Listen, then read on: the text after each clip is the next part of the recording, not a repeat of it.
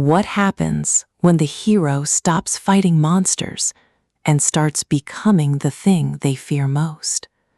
Imagine standing at the precipice of a world that is crumbling under the weight of its own corruption, holding a power so vast it threatens to consume your very soul.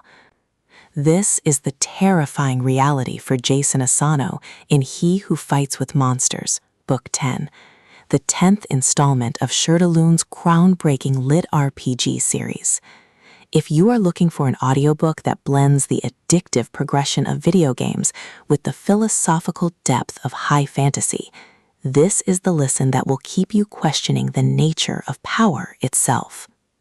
Shirtaloon masterfully crafts a narrative where every level gained comes with a moral cost, forcing listeners to confront the seductive danger of absolute authority and the heavy burden of being the only one who can see the truth.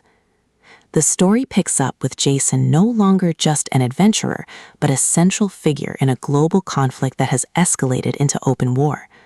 The Dawn Council, the faction he helped build, is now a target for both external enemies and internal dissenters. But the true threat isn't just political, it's cosmic. The essences, the divine beings who govern the world's magic system, are revealing their true nature as parasitic entities feeding on the suffering of mortals.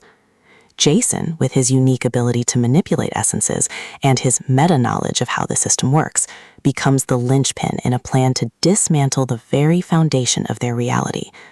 As he delves deeper into the secrets of the gods, he finds himself changing, his humanity eroding under the pressure of godlike power.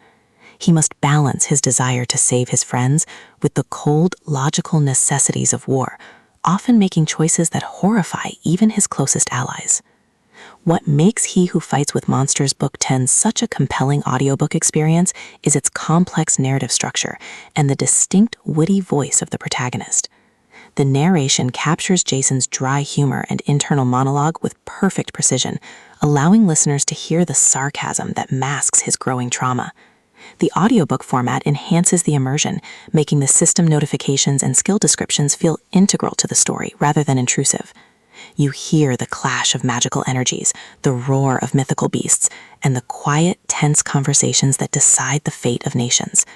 The contrast between the absurdity of game-like mechanics and the genuine horror of existential threat creates a dynamic atmosphere that is both entertaining and thought-provoking.